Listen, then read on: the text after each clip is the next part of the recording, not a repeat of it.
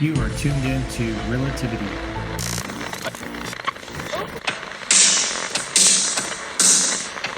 Wait, are we live? We're live. Let's get real. Relativity. Realitivity. Relativity.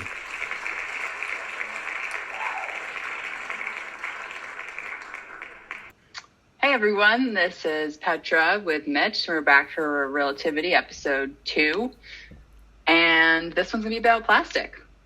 Yes. Why we make it, why it matters, and all the things that are cool about it. And I think you can already tell there's going to be some things that aren't so cool about it, and hopefully some ideas about how we can clean up our planet a little bit. Mitch, what do you think? I think that's a great topic. We are going. I just know from my notes, and my notes are always probably a very small portion of the notes and the things that you find based on experience here. That we're going to get into this pretty deep. There are a lot of places to go. I'm going to be very interested to see sort of what are some of those spinoffs that we're going to get into as well. And I think you make a good point. There's the good, the bad, and the ugly of plastic. And Yes. maybe we should start off on a lighter note and hit a couple of the things that are pretty good about plastic. And I think there's a few things that we can all jump into and say, hey, yeah, plastic's been pretty good. So any thoughts there, Petra? What's good? You have more good ideas about plastic than I do. I know the first thing I think of is actually the medical field and thinking about all the different technologies that have been enabled by plastic. It's also, plastics help lower the cost of a lot of consumer goods. So it's been instrumental in raising quality of life around the world. But there's a lot of downsides to that. But first, I got ahead of myself. Give us some more upsides besides the medical one's a big one for me. I think the medical one's really interesting, and one that my mom actually brought up to me was the Jarvik heart. And that was, so many people, and so this was in the early 80s, I think 82 is when they actually put that heart into the gentleman that got it. And, a lot of people looked at that as that was like a crowning achievement as much as going to the moon. Now, plastic was just part of the enabling technology in that. But when you really look at where plastic really got its start back in like the World War II era, right? We just needed a bunch of sturdy and inexpensive products, or not always just products, but bits and pieces of bigger products, bigger systems, and all of that. And I came across a quote. It was funny. It was today. I was driving home from the city out here to the country, and I'm listening to a book, and the quote was, "War is the father of all things," and it's from Heraclitus, and there's a lot of things that we get, a lot of technologies, a lot of our just things in our world come from these wars, and this is one of those things. So in the 30s and into the 40s, our production of this ramped up tremendously, where it was being put into anything and everything, from cars to how we're wrapping our food and everything else. You kind of hit on the food, and so I do think that is a pretty significant thing. The ability to use these plastic products in our food distribution, in the pharmaceutical world, making sure that people are getting good pharmaceuticals, vaccines, and all that stuff delivered around the world. It was a tremendous boon to all of that, and it helped an awful lot of people have access to food. It could be stored much longer on the shelves, and to get that medicine. Petra, remind me, I might have said this. I always use this one a lot. But asbestos, I don't think was ever intended to be a bad thing, right? It was invented to help us deal with fires and make people safe and everything else. And it wasn't until much later we found out that it was pretty bad. And so, I think this rush on plastics in the 40s, 50s, and into the 60s, I think people were looking at it as that it was a good thing. I don't know that they fully understood at that point in time what we were going to see now, and that's rivers in India running full of plastic. Just you can't even. I have to imagine that life within those rivers and those waterways are suffocated because of the plastic. So that's some of the thoughts I had on the good. And there's a couple more Yeah. examples. I wanted to hit on a couple of things that you brought up. The first is, food storage is one I hadn't thought about, but it has enabled shelf life to grow and get longer. And that's a huge benefit. There's this cool company that I just happened to read about them because this is kind of stuff I like reading about, but it's called Appeal Technologies, and they've developed a coating for fruit that's edible, and it preserves shelf life by some insane percentage that I'm going to have to look up now. But, it's literally edible. Like, you can just peel it off and eat your fruit. And so then they don't have to wrap it in plastic. So it's like, I totally agree with you. I think that this is an interesting theme for Relativity going forward, is kind of the unintended consequences of really big ideas, right? It's like, plastic was, as you said, it was never intended to be a bad thing, but, it's a little different. I looked up some stats on plastic production. In 1950, there were 1.5 million tons of plastic, and today it's around 350 to 380 million. So the crazy thing about that is that roughly 80% of the plastic we've ever made, still exists. Yeah. Probably even more of it, because of that. Separate from that, there's only 9% has been recycled. We can get into recycling. I know that's a big area that we want to go into and explore the pros and cons of that as well. And 12% of that was incinerated. And I was surprised to see this report that was really, really interesting. I'll make sure to put it in the show notes. But this report found that 30% of plastic from the 20th century is actually still in use, which to me is higher than I would have expected, being a bit of a pessimist on this front. But it is really interesting. Like, when they started mass producing plastic in the 50s, I don't think anyone would have imagined just how much we're making now. Well, and, so it is interesting because I think we'll probably have lots of examples of some reuse, right? But how long some of it has stayed around. And I'll go back to things like, you look at one of the great benefits of it was we're starting to use this in interiors of cars and planes and all that type of stuff. And I think in planes that was very beneficial because it made it much lighter. You still had a lot of the structure that you needed, but especially in commercial airlines, it was made it lighter, which is in theory more fuel efficient. However, I think what you do is you make the plane as light as you can, and you fill it with baggage and people, so you can, optimize that part of it, which is a good thing. That's still good. But I think, one of the areas that I kind of took a trip down to Whole Foods, right? And you kind of think that Whole Foods is this ultimately very responsible place. And I went to Sprouts, I went to a couple other places, right? And there's all these responsible places that are thinking out for the environment and everything. And I walked around and I looked at how much plastic packaging, and not just plastic packaging, but how much plastic double packaging, for lack of a better term, there really is, that kind of reside in that one-time use area. And it blew my mind. But to get back to your point of how much of this is still around. So anytime now, that you fly over a city and you look down at the wrecking yards, or anything else like that, where they got all the cars and, you see the places where planes are destroyed and all that. Think of all the plastic and everything that are still tied up inside of those vehicles and everything else that just aren't going to go anyplace else. Yes, there's some great examples of people trying to build tiles or other things out of recycled plastic for walkways and stuff. But I think still that's still just pushing it back down the road someplace to deal with. It's like the cave with the hand that we talked about. Are we going to have a warning in 10,000 years that, hey, be careful, there's plastic down here? Well, and to your point, and this is something that, is really interesting. So I've probably talked about this before too, but the Cradle to Cradle book is one of my favorite design reads. It's, written way back in 2002. They've since released an update. It's the architect William McDonough and the chemist Michael Braungart. And they kind of combine for this really interesting take on things. The architect's interested in designing more sustainable housing, and the chemist looks at the properties of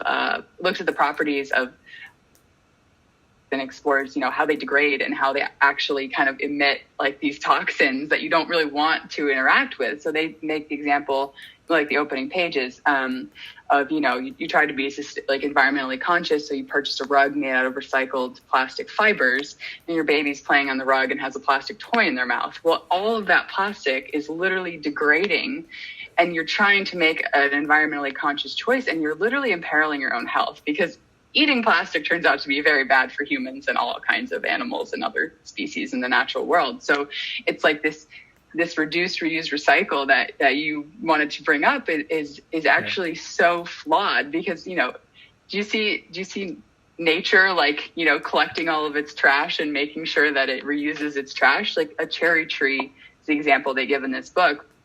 Cherry tree makes thousands of blossoms, and maybe one of them will fall down and become a tree. But that waste is not toxic to the rest of the environment. It's instead serves as fertilizer and helps, the microbiome of the dirt grow and fertilizes for future growth. So it's just like, we create things to be thrown away, and then we try to reuse them, but they were never designed to be reused. So they're ultimately just, you recycle it one time and it creates a far worse product that you then throw away. So what is the actual benefit there?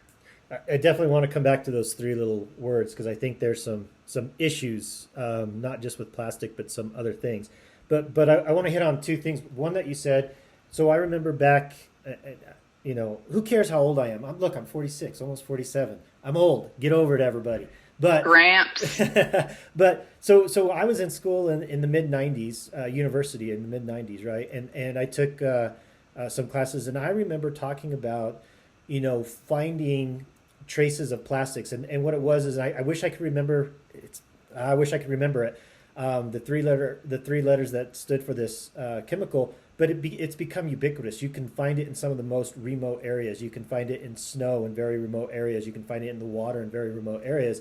And so what we've seen is that, the results of these plastics have really become just that they're widespread. It's everywhere. And so I don't know that we fully have a great grasp on what does, the small intake, which actually ends up being quite a big intake. And I think this is one area we'll probably have to go into at some point in time. It's kind of like how poisons, pesticides, and all that kind of work in the food chain, right? I don't really have a great understanding of the metabolism and everything for those in us and into that food chain for the things that we eat, and whether or not it gets into the the plants that we eat, as well as the animals that we eat, and how that accumulates. But that's something I think we should look into, and I think people have been looking at this for quite some time. So I should have circled back into that and got a little deeper into that for this talk. But I want to go back to some of the numbers that you threw out earlier. And I think numbers are always an area that can be, especially when you're using percentages and statistical numbers and everything, and you're not putting that against an actual number, right?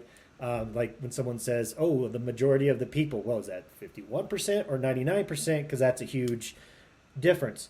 So when I saw some of these numbers, and I think we probably saw a lot of the same numbers, 9% was out there as far as what's being recycled now at this point in time. And it looks like we've actually gone down a bit, even with all these promotions and everything. There are some places that have a little bit better. I think I saw some higher numbers in the 18%.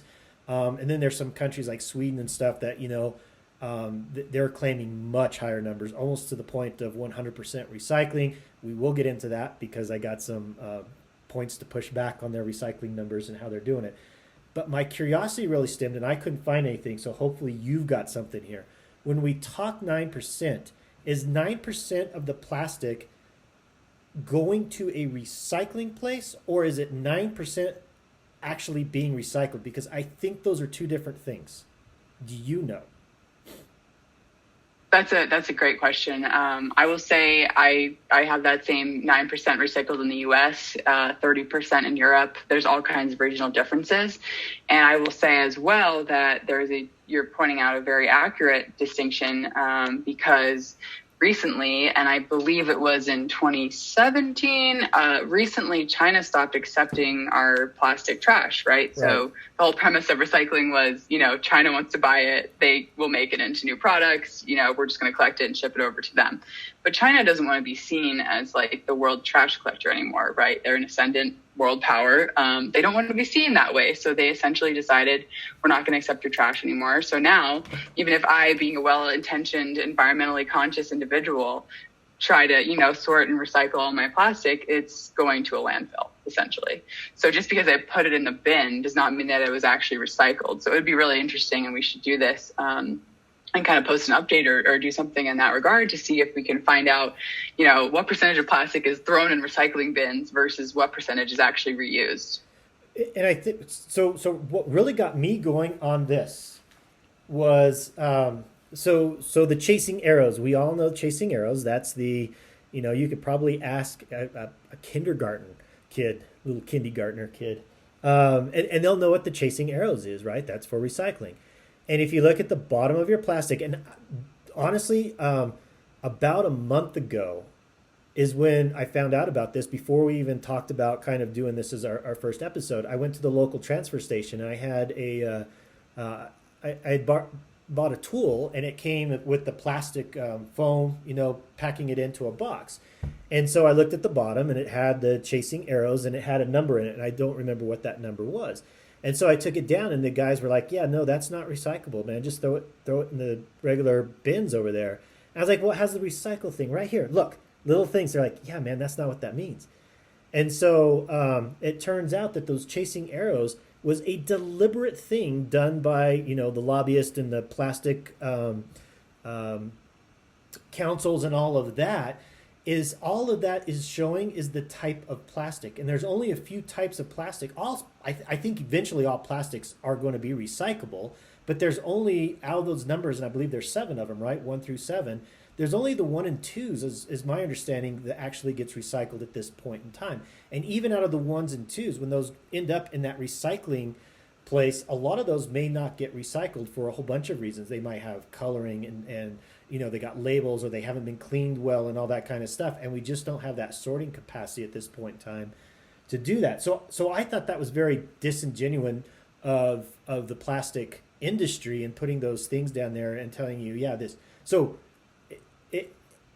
and I think there's another thing that says, some of this is made from a recyclable, or this was made from recycled products. So that's kind of interesting. It's not the first time, but it's kind of like paper recycling too, right? So every time you go into that whole process of paper recycling and mulching it, the molecules essentially get shorter and shorter and shorter, and the paper gets less good. Pardon my grammar.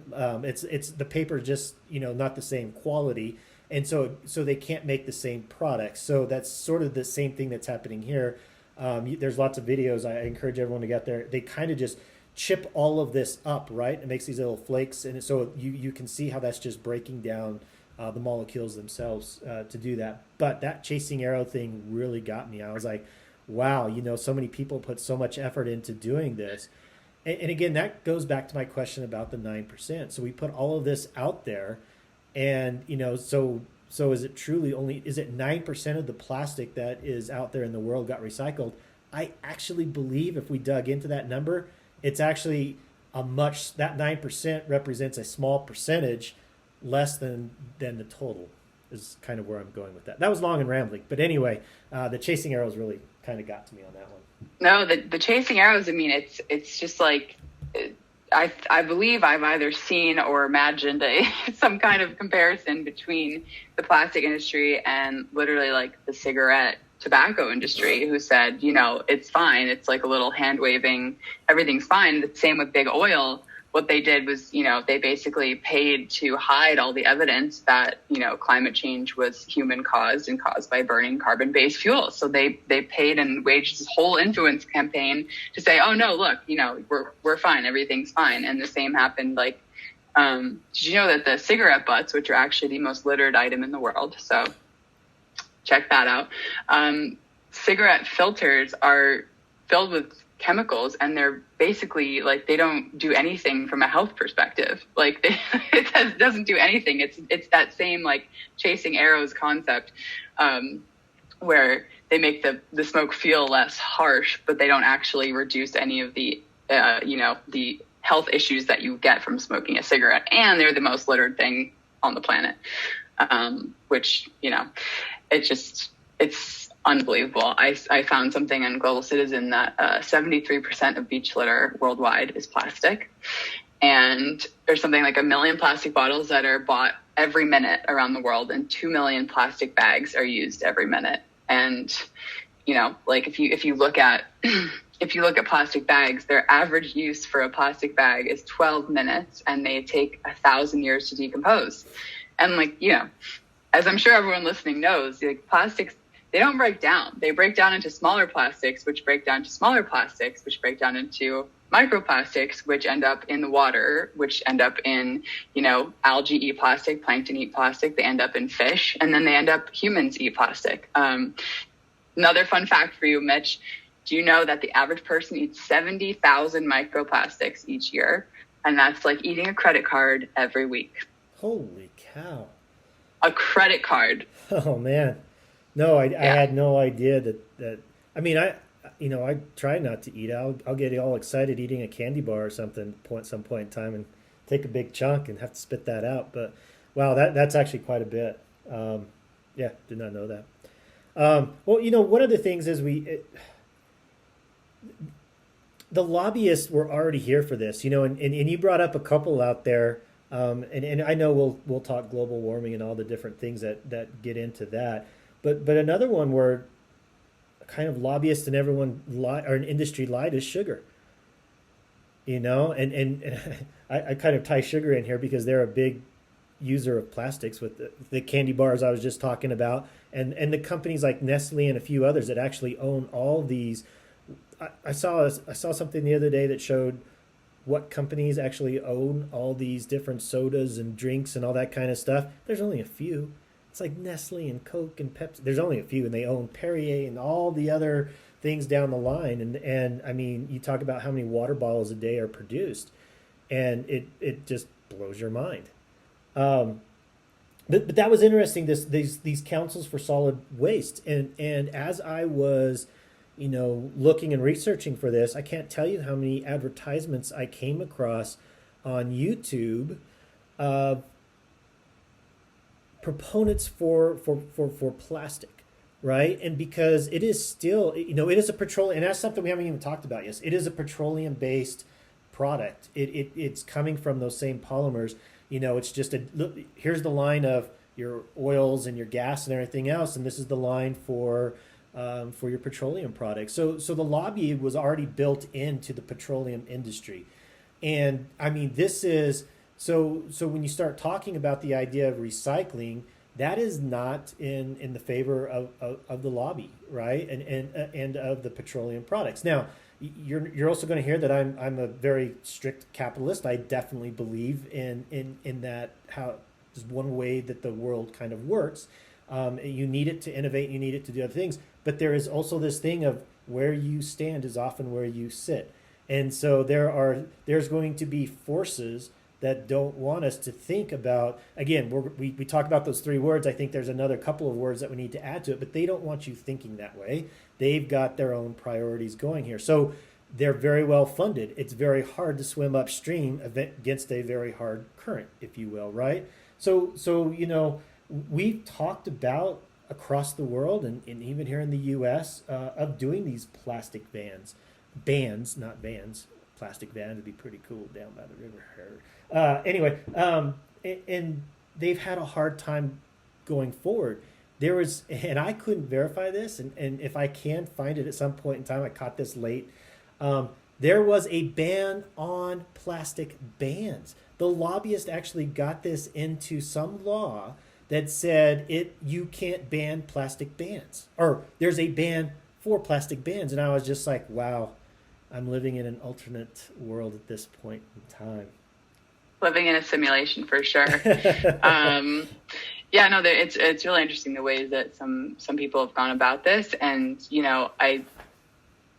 I fully believe that there are solutions out of this, but we have to figure out, you are absolutely right. By the way, the top producers of plastic are Coca-Cola, Pepsi, Nestle, your candy bars, and and the fourth one's Unilever, and they have actually some interesting ideas about the circular economy that they've read the writing on the wall, and they're investing in new business models in terms of like buying and refilling containers, and they're also trying to reduce their virgin plastic and by half by 2025, and then they're trying to remove more plastic from the environment than they manufacture. So they've read the writing on the wall.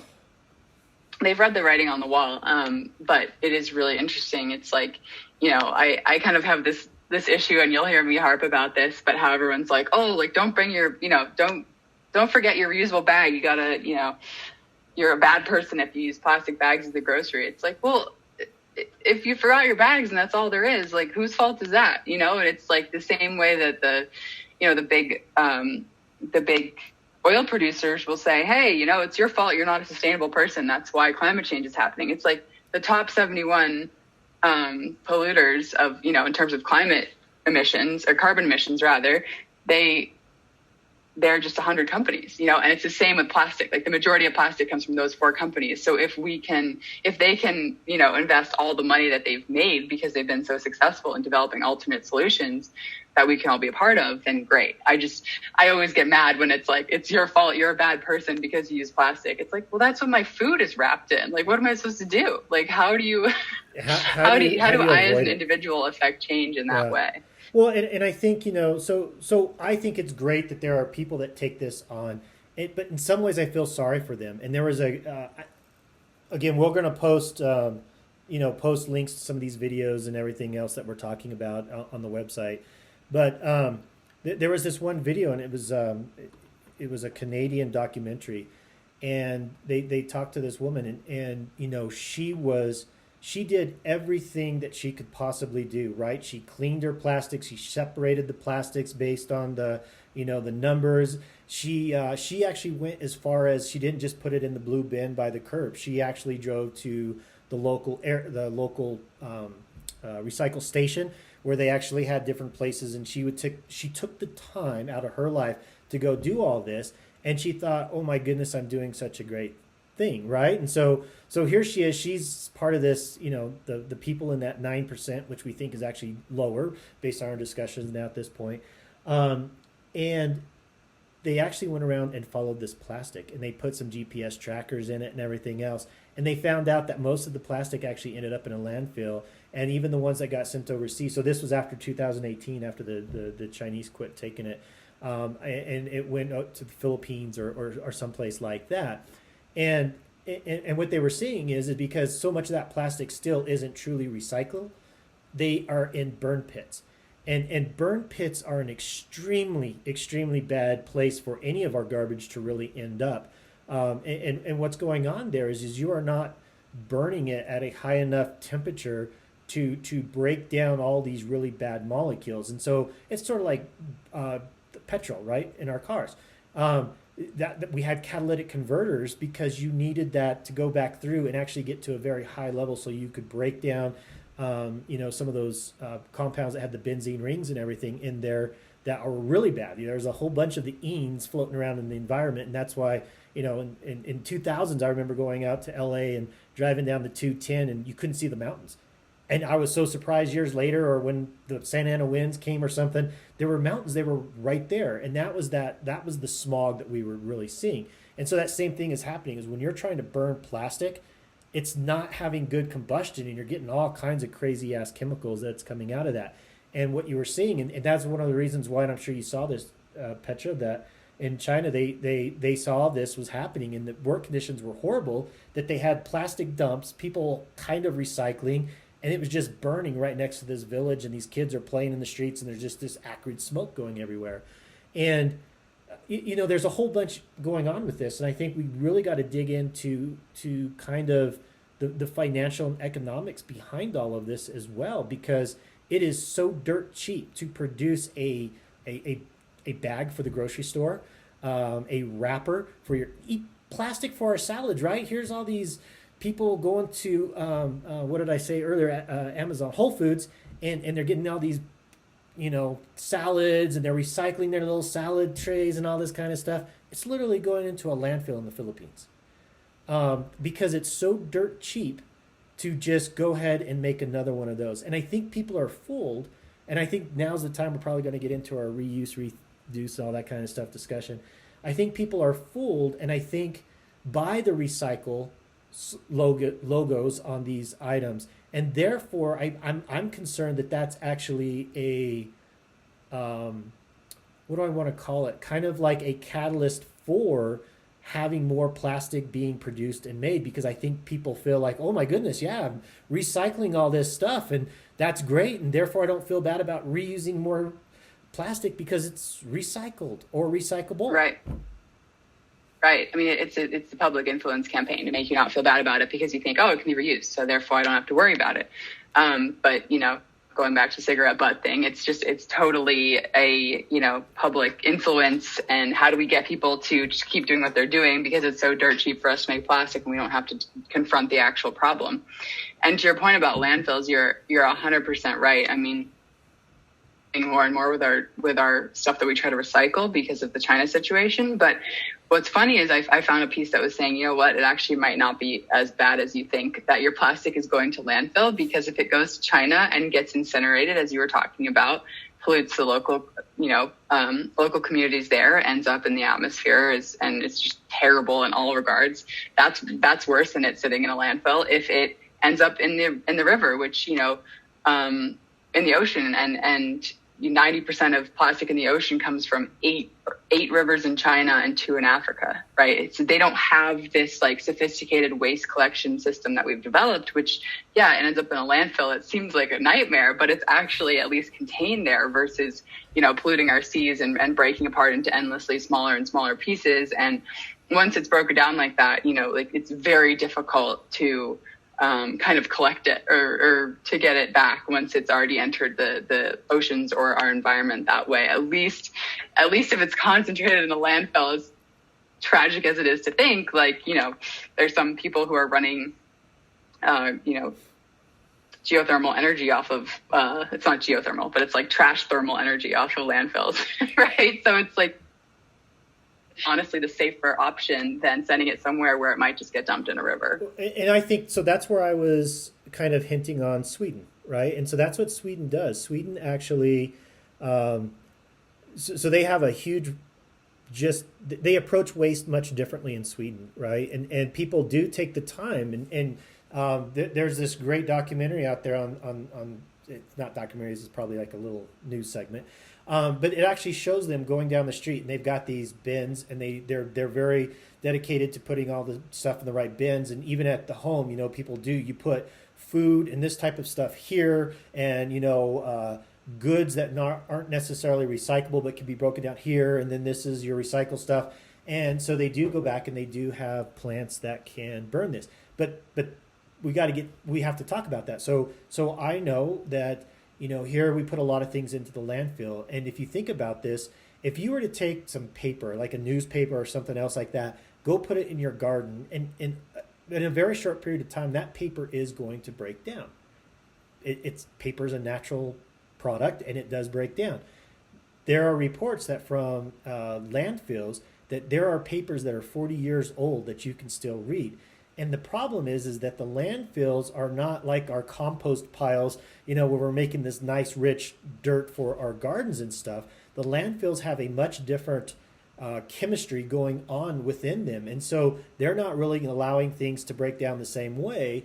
Yet there is some breakdown, right? We know there's anaerobic breakdown going on because of all the methane and everything else that's coming off of that.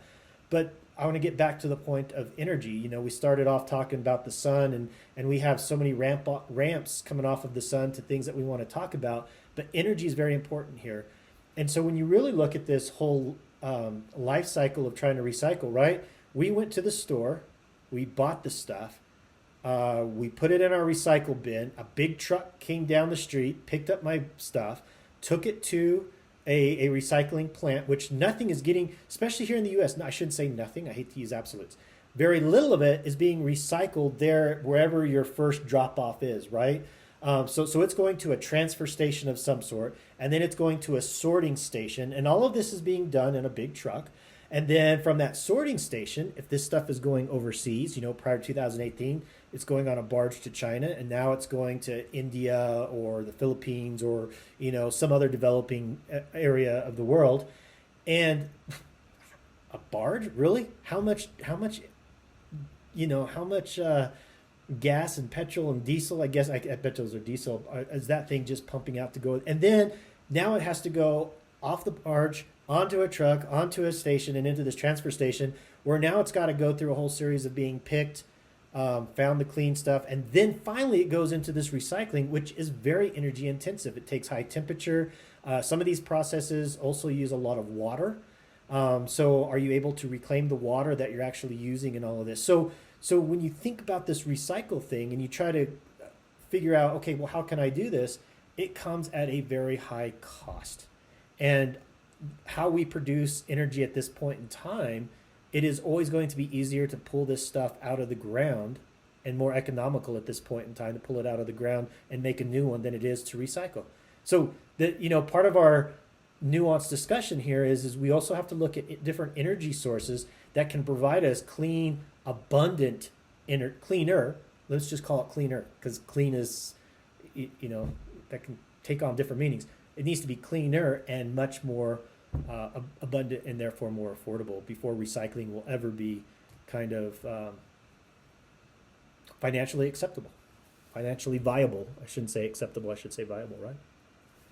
Absolutely. And I'm willing to posit that the whole concept of, recycling things into, worse versions of themselves, like maybe that's just a flawed concept. And a better one is, wouldn't it be cool if I had this kind of like beautiful, elegant, container that had my name on it, and instead of having all these brands like cluttering my house, which I hate to look at, and they're all plastic and I throw them out after I use my cleaning supplies, like wouldn't it be nice if I just had this one container that was made and I got some kind of financial incentive for keeping it, so they didn't have to keep manufacturing different containers and then spending money on shipping by shipping the plastic in the container around the world, and then I could just go to my local store and fill up, with the cleaning supply I need, and they just ship it in bulk so that they're not shipping plastic all around the world. And there's some cool companies that are doing, this is a bit of a tangent, but they're doing dehydrated products. So, for example, so instead of like shipping like a mouthwash or even a cleaning supply, I just got some cleaning supplies this way. Instead of shipping something that's 90% water, they just ship a tablet that's like, not even a centimeter across. You drop it in water because you already have that. You drop it in a container you already have, and then they've saved all this money in their supply chain because they're not shipping plastic and water around the earth, and then the plastic doesn't end up in the ocean. So I think there's alternate models to this, because it's true what you're saying 100%, that the financial incentives for recycling just aren't there, but maybe it's just flawed as a concept, right? Like maybe we should just be making higher quality things and keeping them.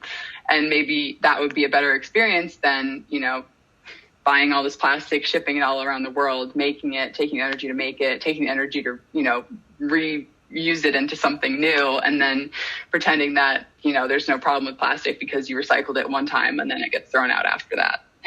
Well, I don't want to say recycling is a flawed way of doing it. I think it is one of the ways that we can help with this, but I think the way in which we recycle has to be discussed, and we got to look at different technologies and stuff. And there's some interesting ones. But before I leave that, what was interesting to me is we probably all have friends and know people that will just, some people just argue 100% recycling. Man, you're an asshole if you're not recycling, right?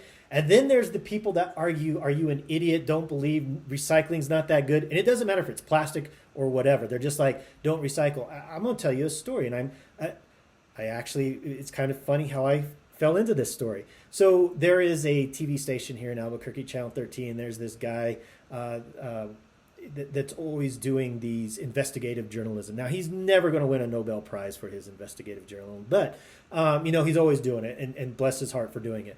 But one of them happened to be, there was a bunch of questions about what's happening with all these. And here in Albuquerque, we have the big yellow bins, and those were where we would throw stuff to recycle. They were all over the city. You could go to a grocery store and you could find your glass and your cans and your paper and cardboard. And so one day I'm going out to the motocross track, right? And the motocross track was out kind of close to the where the landfill was, and up in front of me was one of these yellow bins. And I actually didn't think about a whole bunch about it. I had no idea where the facilities for the sorting and all that was. It was just one of the trucks going out to the thing. The Channel 13 News helicopter is flying alongside of us down the road. And I'm like, what in the world is going on? It's I'm like, what's going on with this? And so a couple of weeks later, there was actually the story on this, and that it was costing so much money to do this recycling program that it just became easier, that they were dumping this stuff in the landfill. And it was a big scandal, of course, because, here it is. And, I was like, I was right behind that. They cut me out. I was right there, right behind that truck. I could have had 15 minutes of fame on TV, local Channel 13, but that was one of the times that, I had always kind of thought that, oh yeah, recycling, it is a good thing. And I think this was about the time, and this had to be 2008, 9, 10 maybe. And that really started to get me to think about, well, maybe maybe there's something to that. Maybe some people are right. And I don't think it's don't recycle. And I don't think it's, everything is 100% recyclable. I think it's one of possible solutions.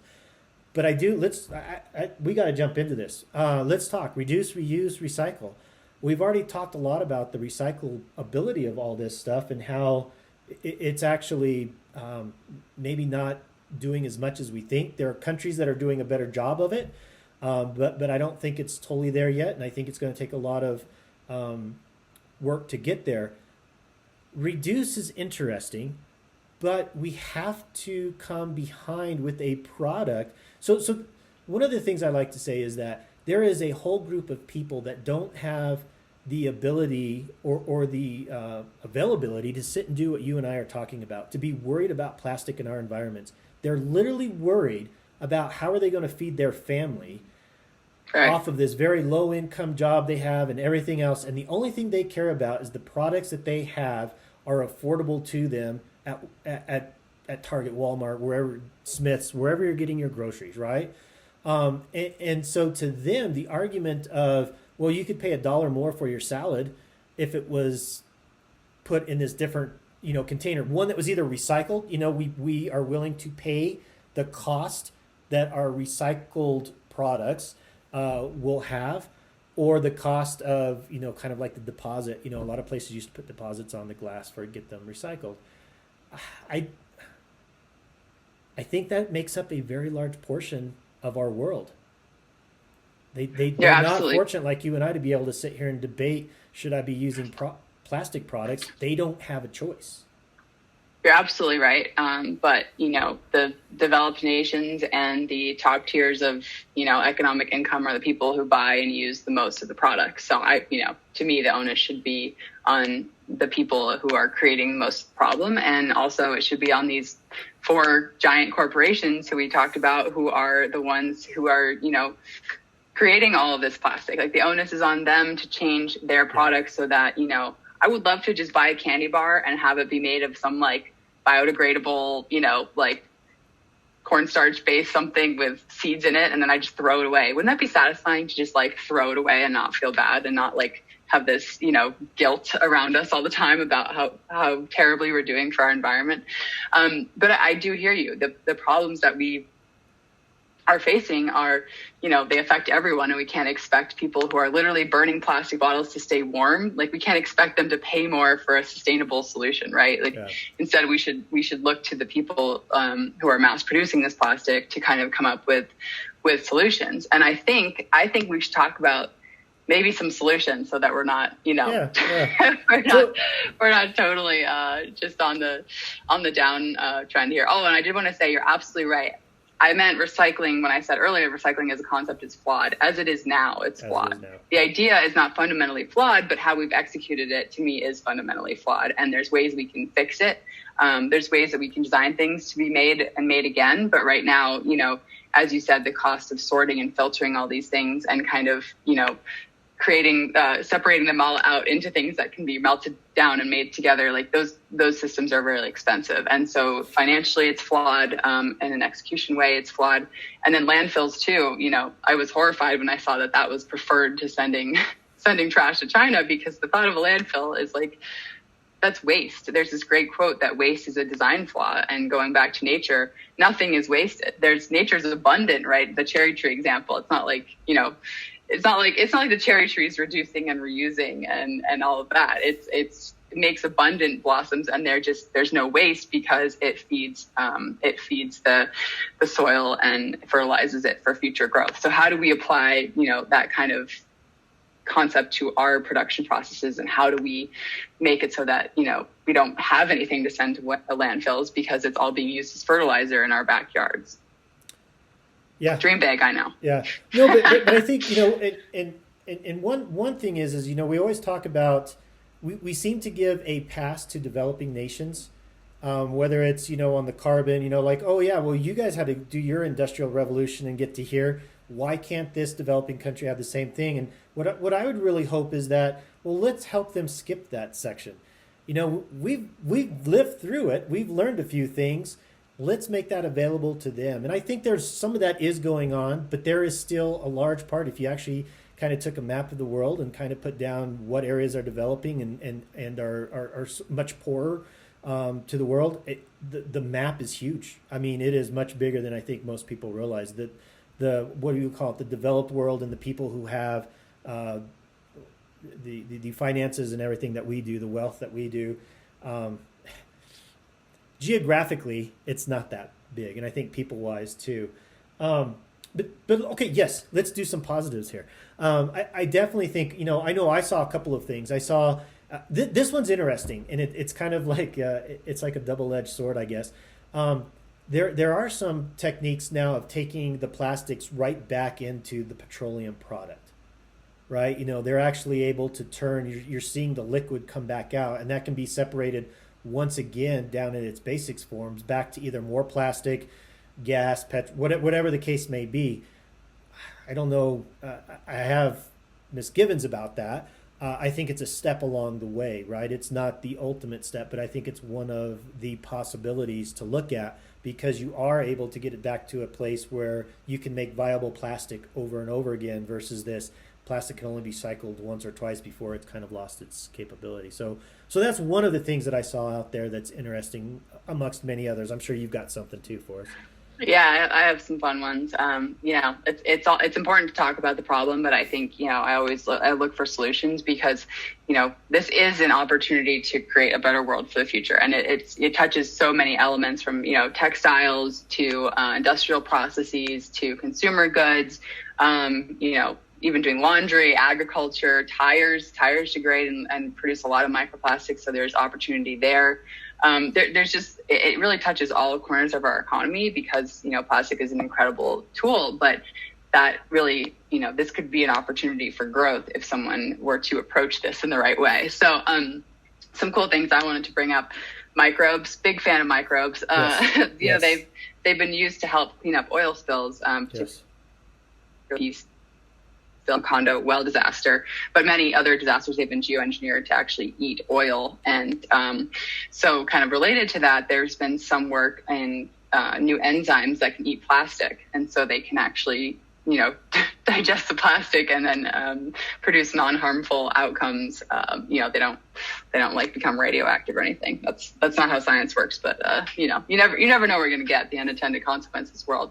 There's some other cool technology from a group called RWDC. I don't know what it stands for, but they make a bio-based alternative to plastic, where they literally feed used cooking oil, so a waste product, they feed it to microbes, and it produces marine biodegradable plastic that's a drop-in replacement for existing plastic in manufacturing processes. And it's cost effective, because you're taking a waste product, you're feeding it to microbes, and it looks, what they produce looks, feels, and behaves like regular plastic. It's not like, it's not like the paper straw replacement for the plastic straw, which I will admit is not the best solution, because if you take longer than 5 minutes to drink your drink, it's not fun.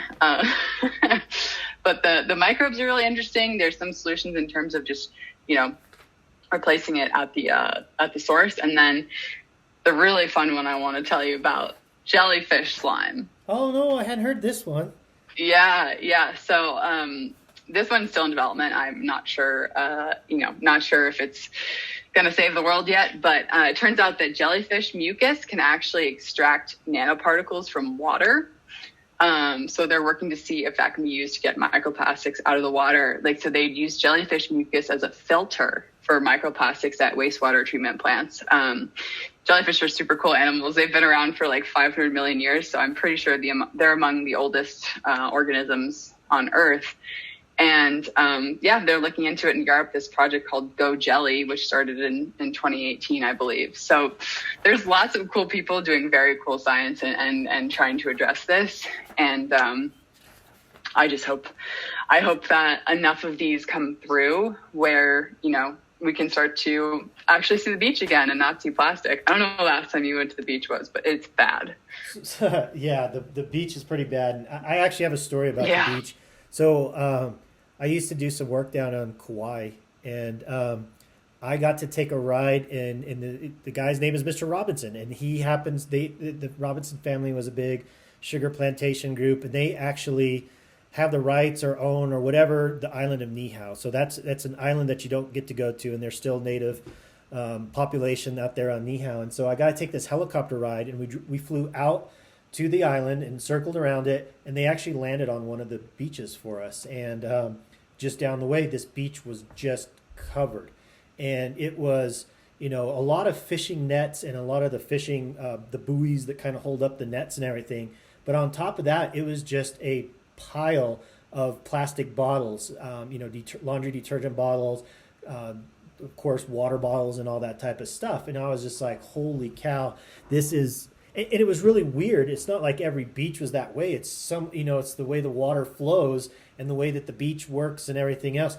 This place was just a magnet for all of those, for all the trash that was in the water there. And that's just one small example when you actually look around the world at what a lot of the beaches and the waterways, there was I used to like to go down from Manhattan Beach and go all the way down to Redondo, and you can kind of work your way down the Strand, and there's a section where you go around the marina, and one of the walls around the marina there in what marina is that? It doesn't really matter. But anyway, there's a slick of oil on top of the water with a bunch of plastic and everything else, right amongst all these really fancy, big yachts and boats and everything else, where you would think you would have this nice, pristine, clean environment. But no, it was just full of trash, as you're aware. And during storms, the drainages just put so much stuff that drain right to they bypass the water treatment plants, where we do catch an awful lot of junk, if you will, in the sewers. In the water system, they just bypass it. It goes right out into the ocean. There's some interesting ways of catching. I've seen, like these big nets that kind of hold on to the last culvert and they kind of catch everything. But, the problem with that is they get full pretty quick. And before long, you're backing water up and either all that's going to go in or the water's going to go over the road or we got something else going on there. Well, you ruined my attempt to end on a positive microbiome note, but no, it's true. It's like you look at there's been some really cool. I think this teenage inventor created this giant system for the Great Pacific Garbage Patch to go out there and start collecting trash. And the problem wasn't that it didn't work; it was that it's just the scale of it is just hard to wrap your head around. Like, how do you just trap all of this plastic? And that's why. Going back to my microbes, like the ability of, biological thing to release biological things that aren't going to further hurt the environment in order to take care of, these kind of this massive plastic problem, which is like at a scale where you just can't catch it with a filter. And, as you said, if you're creating nets out there, that's great, but you're going to need a lot more nets. You're going to need a bigger net. You're going to need nets all the time. Just the scale of it is truly daunting. So it's like, how do we cut it off at the source today? And then at least that we'll stop, dumping plastic into our waterways and everything and start to be able to really get our handle on it, because it's going to be around for a while, Mitch. It's going to be around for a while. Well, so let's get back to the positive side of things quickly before we wrap up. It's, I do. I'm a student of design. I really like it, and I think design can be applied to many things, and it should be design should be applied to all of these products, and even rethinking. It's not just about, I think a lot of people think design is what does the bottle look like or what colors and font did you use. That's not design. Design is taking the problem and finding a solution for it. And all along this whole chain of plastic, design is needed. We need some smart friends, like a couple we know. We have some very smart friends that I would love to see them be put into any one of these areas with along the chain of plastic and see some of the solutions we might come about. I think we need to move away from the just using reduce, reuse, and recycle as our only talking points in all of this, and really be open with what each means, and how we can go forward with that. There are definitely some interesting alternatives out there. I know I have a few other examples. I'll post links to some of the things that I found. But there's definitely a lot of finding stuff that are natural, like what you're talking about, using microbes to build a product, or using microbes to remove a product from the environment. So yeah, I think those are all very interesting things, and I also think that we need to, sometimes you just need to look back on stuff that works well for us. Paper products can do a lot of what we're talking about here. And if we're smart about it, we're kind of killing a bird with two birds, one stone type situation. Not that we want to be killing birds, but you get the analogy. Forest products. There's a lot of places that we could be replacing, corn and all these other crops that are just kind of we're the value of those crops aren't as much as they used to be. Could we just put those with forests that grow cheaply, bamboo, other trees that grow quickly? Because we know when we farm those, it actually happens very quick. It's actually a carbon sink for us, right? So we're pulling a lot out of the air. So maybe we rethink about our paper packaging and everything else along those lines. I do think we have to look at energy, the energy involved in this. Right now, it's so dirty that and expensive relative to everything else. What are we going to do that can give us a lot of clean energy? I think you and I will be having discussions on what those are. I do think some of that we need to talk about nuclear energy here and so that we have the type of power needed to power these recycling projects that we want to talk about. So anyway, that's kind of some thoughts I was having. Absolutely. I'll just agree with you there. It's interesting. We have a lot of possible solutions, but no perfect solutions, and that's actually how I view nuclear energy. A lot of people are rightfully, concerned about the fact that we don't have a way to dispose of it. But the alternatives here are not looking good in terms of scaling in time to meet our energy needs. And to bring it back to plastic really quickly, like PLA, which is polylactic acid, which is the corn-based, it's cornstarch, right? It's usually plant starch of some kind, but usually corn. It's a great solution because it acts just like plastic, but it's biodegradable. But it doesn't biodegrade that fast. It looks just like regular plastic. So it also contaminates, recycling stream. So because it's not the same material, so if you melt it in, it downgrades the quality of the product if it's mixed in by accident because it looks the same. So it's certainly better than plastic because it's made out of cornstarch usually, but it's also not a silver bullet. And I think the more we go through these, recycling is far from a silver bullet. PLA, not a silver bullet. Nuclear energy, not a silver bullet, but we might have to do things that are not perfect in order to get away from what we're doing now, which is clearly not working. Well, I really like your idea of, can I take my bucket back for laundry detergent? Whether it's plastic or whether it's glass or whether it's something else. I like that idea, and I like the idea of selling those products on a per ounce basis or liter basis or whatever system you want to use. I prefer us to be using liters because I can't do fractions very well.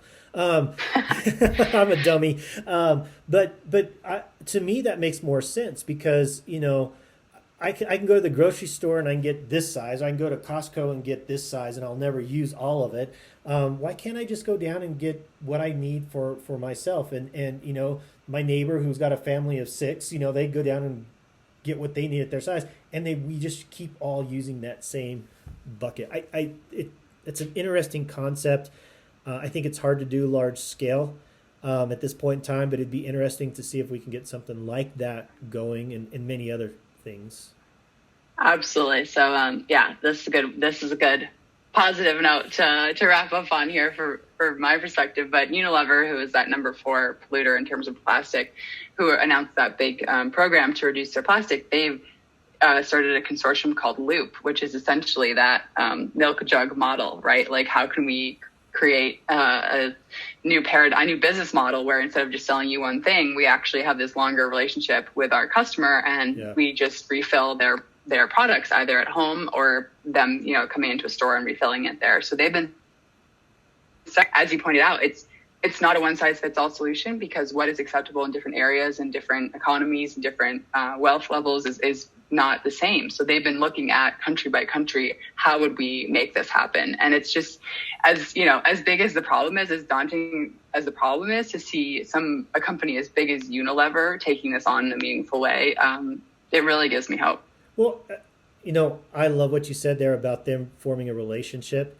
And I think, and this is going to go back to the capitalist in me, I think that is what's going to drive people to make these changes, right? And when Nestle and all these other folks see what Unilever is doing, and that they're losing business to people who have formed a relationship, and now I will buy only Unilever products, or I look for that, that's going to drive that behavior change.